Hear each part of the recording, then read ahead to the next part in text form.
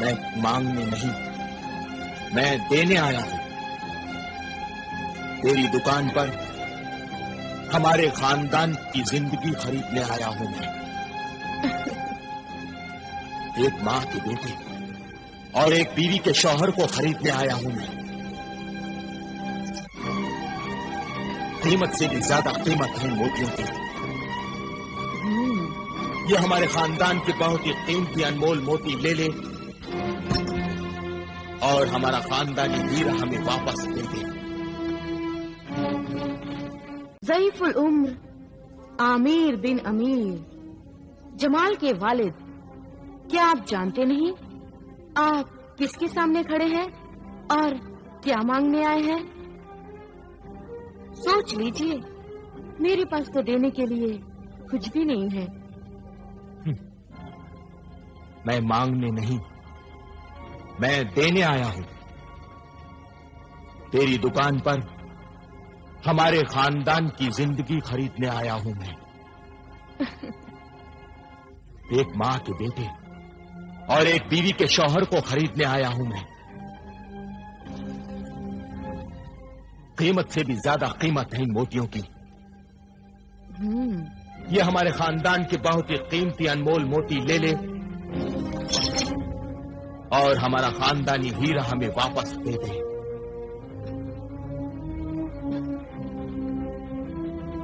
कमाल है, मोती लेकर जमाल लौटा दूं। अपनी ख्वाबगाह में अंधेरा करके तुम्हारे महल में उजाला कर दूं। मैं पत्थर के मोती लेकर हीरे से भी ज्यादा कीमती इंसान जमाल को दे दूं। मैं इतनी बर्दा फरोश नहीं। लेकिन तू ईमान फरोश जरूर है। खामोश है बूढ़े इंसान, इतनी उम्र हो गई और जानता नहीं जवानी माँ बाप की मोहताज नहीं होती, वो हुस्न की गुलाम होती है। जा, चला जा यहाँ से, वरना मैं तुझे धक्के मार के यहाँ से बाहर निकलवा दूंगी। बदतमीज, गुस्ताख, बदकार औरत, मैं मेरे बेटे को यहाँ से लेकर ही जाऊंगा। जमाल, बेटा जमाल। कौन? बेटा जमाल। कौन है जो मुझे पुकार रहा है? हाँ? जमाल, मैं तुम्हारा अब्बू। जमाल, बेटे कहाँ हो तुम? मैं तुम्हारा अब्बू आया हूँ। तुम्हारा बाबा जान। छोड़ दे गुस्ताख, मुझे छोड़ दे। मैं तुम्हें यहाँ से अंदर नहीं जाने दूंगी। मैं मेरे बेटे को लेकर ही जाऊंगा। तुम अपने बेटे को यहाँ से नहीं ले जा सकते। जो एक बार मेरी जुल्फों के जाल में और मेरी आंखों के काजल में फंस जाता है, या तो वो अपनी जान से जाता है या फिर फकीर बन जाता है। मैं अपने बेटे को तुझ जैसी खूबसूरत बला से बचा कर ही रहूंगा। तुम अपने बेटे की लाश भी नहीं यहाँ से लेकर जा सकते। ले जाओ इसे यहाँ से, दूर हटा दो इसे। बदतमीज, मुझे छोड़ दे, मुझे मेरे बेटे से मिलने दे। छोड़ दो इन्हें, छोड़ो। बेशर्म गुस्ताख, मेरे चचा जान के साथ बदतमीजी करते तुझे शर्म नहीं आती? खबरदार, जो अब तुमने मेरे चचा जान की शान में कोई गुस्ताखी की। चचा जान, आप घर जाइए, मैं जमाल भाईजान को लेकर घर आता हूं। अच्छा बेटे, लेकिन तुम जमाल को लेकर आओगे ना? हाँ हाँ चचा जान। शाम होते ही जमाल भाईजान मेरे साथ घर वापस लौट आएंगे। आखिर मैं आपका भतीजा हूं।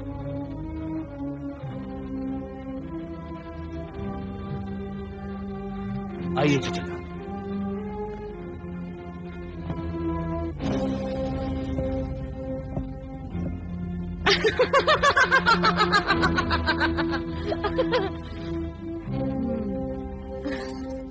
खावर, खावर वहाँ क्या कर रहा था?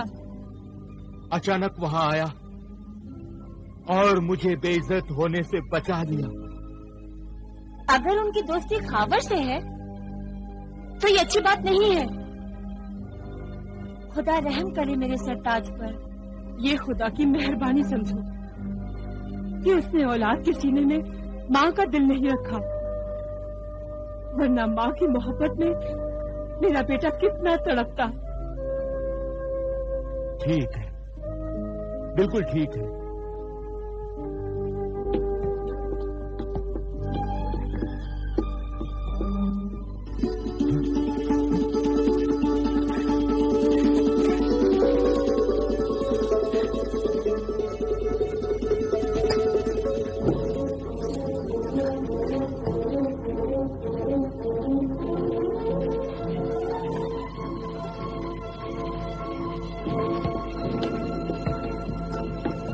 खावर,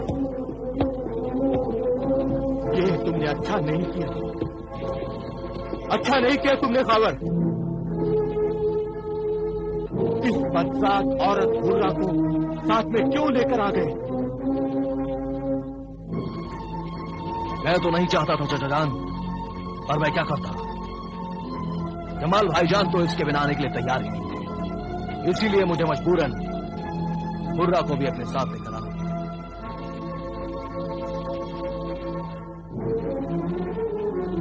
लेकिन ये फाहिशा घर में दाखिल नहीं हो सकती। नहीं हो सकती? क्यों नहीं हो सकती? मैं पूछता हूं, क्यों नहीं हो सकती? जहां मैं रहूंगा वहां ये भी रहेगी।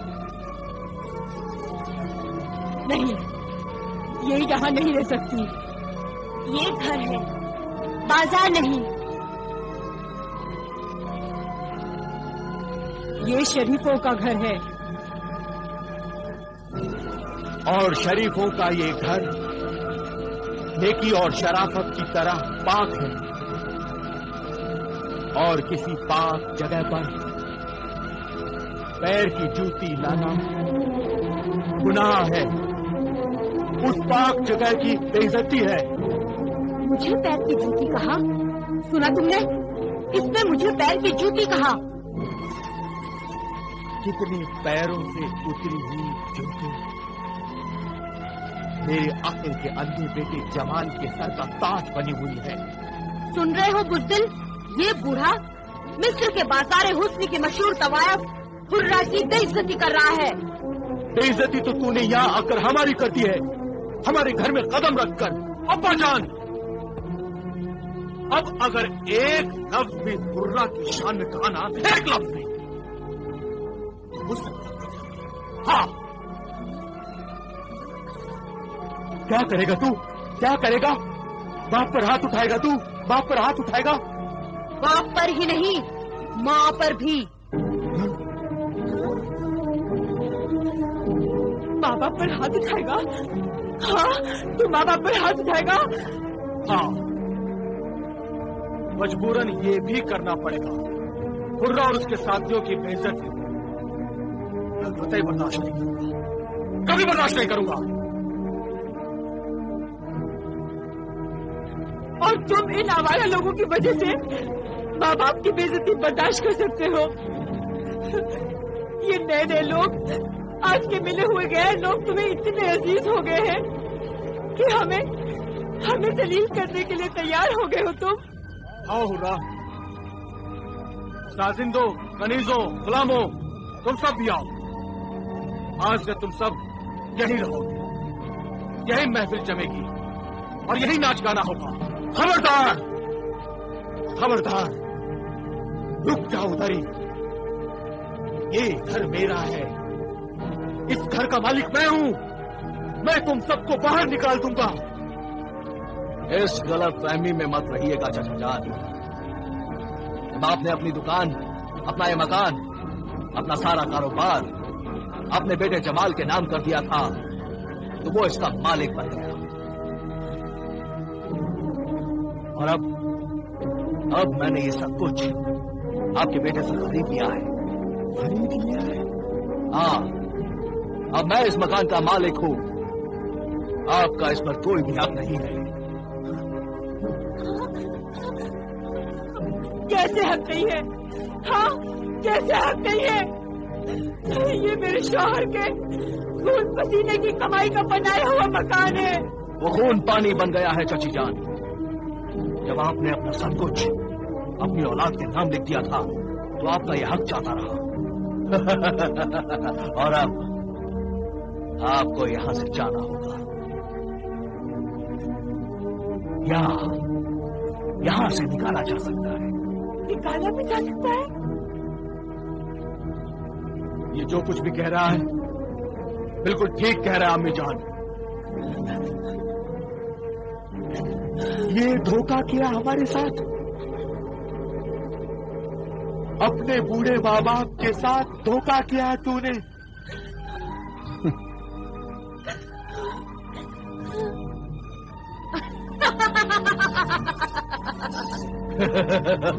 तूने हमसे ये घर छीनकर अपना घर जहन्नुम में बना लिया है बेटे, अपना घर जहन्नुम में बना लिया है। अल्लाह तुझे कभी माफ नहीं करेगा, अल्लाह तुझे कभी माफ नहीं करेगा। अल्लाह, या अल्लाह, या अल्लाह, या अल्लाह, क्या हुआ? क्या हुआ? क्या हुआ? क्या हो गया? नबीला, जहाँ भी बुला के ला। या अल्लाह,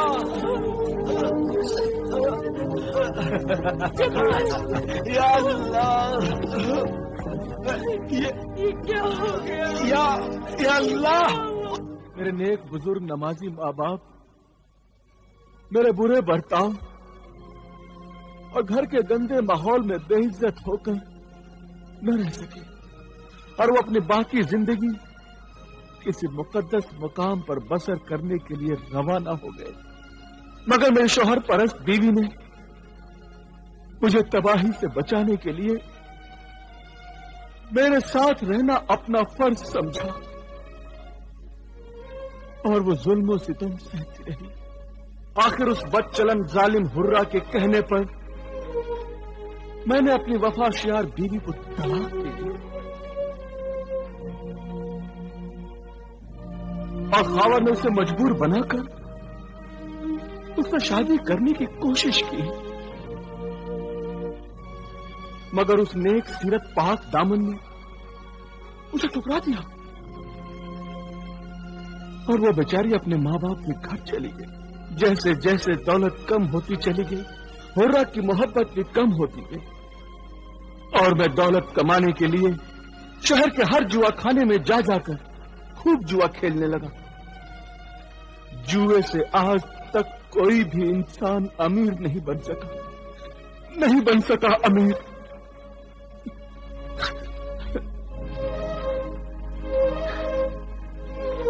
यह बात उस वक्त नहीं, आज मेरी समझ में आई है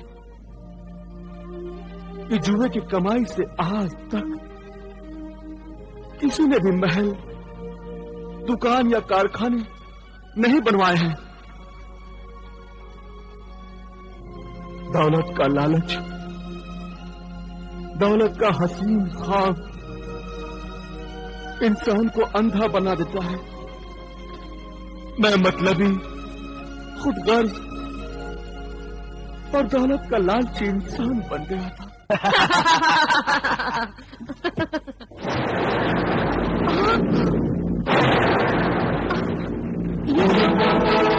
अशरफियों की जगह सांप कहाँ से आ गया? मगर ये कैसे हो सकता है? अभी कुछ दिन पहले तो ये संदूक अशरफियों से भरा हुआ था। मैं जानती हूँ ये चालाकी, ये बदमाशी जरूर उस जमाल ने की है। उसने अपने बाप की कमाई हुई दौलत को यहाँ से निकालकर इस संदूक में सांप को रख दिया है। तो आओ उसकी मरम्मत करते हैं, पता चल जाएगा कि उसने अपने बाप की कमाई हुई दौलत यहाँ से निकालकर कहाँ छुपा दी है। चलो आओ।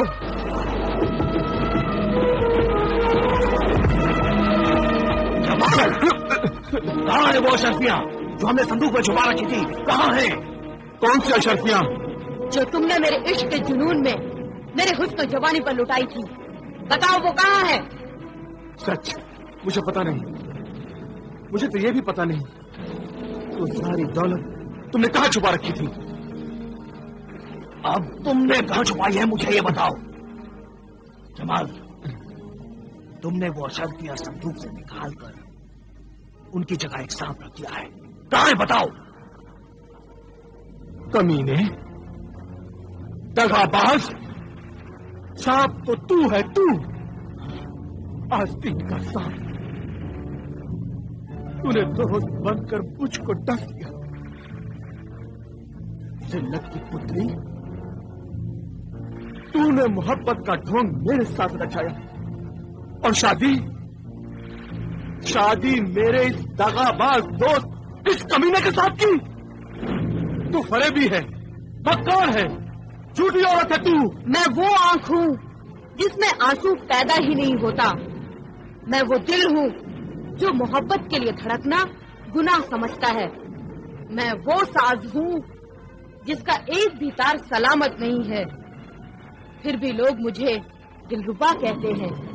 तुझे अपनी दिलरुबा समझकर मैंने अपनी सारी दौलत लुटा दी तुझ पर। तो तुमने कोई एहसान नहीं किया मुझ पर। तुम तो सिर्फ एक हाथ से अपनी दौलत लुटाते रहे, मैं तो अपने दोनों हाथों से अपना हुस्न और जवानी तुम पर लुटाती रही। तुमने तो सिर्फ अपने हाथ का मैल लुटाया है, मैं तो अपनी जिंदगी लुटाती रही।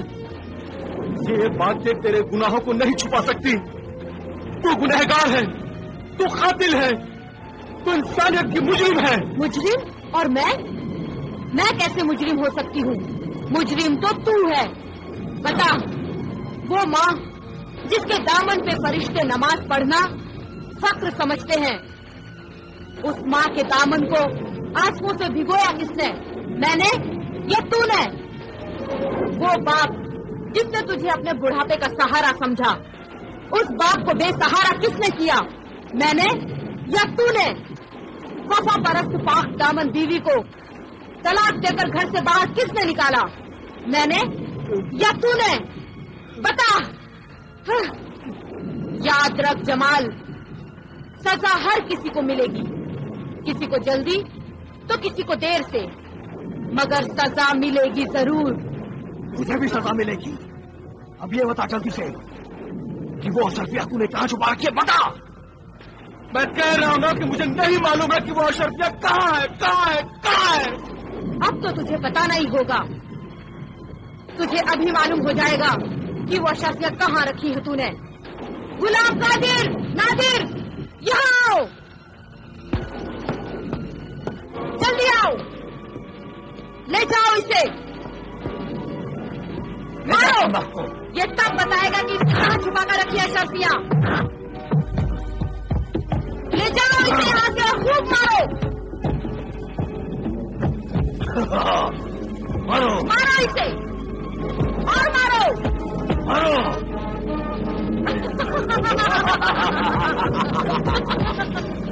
मारो इसे, मारो इसे। नादिर, नादिर मारो। ये तब बताएगा कि इसने कहाँ रखी है अशर्फिया।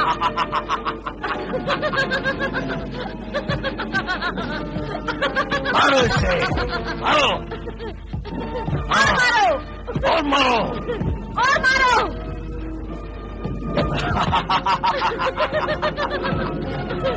मारो इसे। साहब,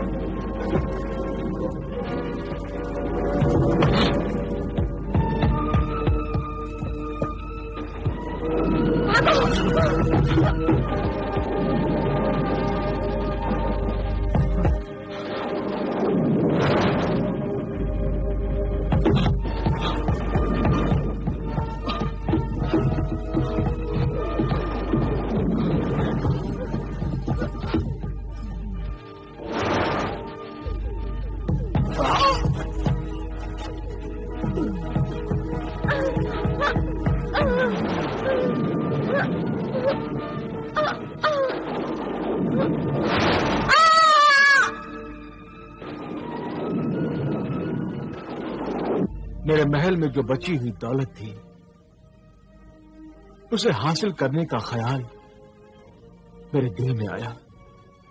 और फिर दूसरे दिन जब मैं अपने महल के दरवाजे पर पहुंचा तो मैंने एक ऐसा खौफनाक मंजर देखा जिसे मेरी गुनहगार आंखें कभी नहीं भूल सकती। मैंने देखा मेरे घर के दरवाजे की चौखट पर वही जहरीला खौफनाक सांप पहरा दे रहा था और मेरे घर के अंदर वो सांप मुझे देखते ही डसने के लिए गुस्से में मुझ तक फुंकारता हुआ आया और मैं वहां से तेजी से भाग गया। और फिर डर के मारे मैं अपने घर में कभी नहीं गया। मैं समझ गया था कि मैंने अपने मां बाप और बीवी पर जो जुल्म किए थे ये उसी जुल्म की सजा है। जो बुरी आदतें मुझ में आ गई थी वो आदतें अब मेरी जिंदगी का हिस्सा बन गई थी। शराब पीने और जुआ खेलने के लिए मैं चोरी करने लगा और जब मैं पकड़ा जाता तो लोग मुझे बहुत मारते। फिर मैंने अपना शहर मिस्र छोड़ दिया और चोरी करने के लिए रेगिस्तानी मुल्क की तरफ निकल गया। रेगिस्तान में एक उजाड़ से झोंपड़े के पास मैंने देखा कि 4 ऊंट बंधे हुए थे। मैंने सोचा कि इन ऊंटों को चुराकर यहां से भाग जाऊं। वहां एक बुजुर्ग आदमी आंखें बंद करके नमाज अदा कर रहा था। उसने मुझे नहीं देखा और मैंने उन 4 ऊंटों को चुरा लिया और वहां से भाग चला।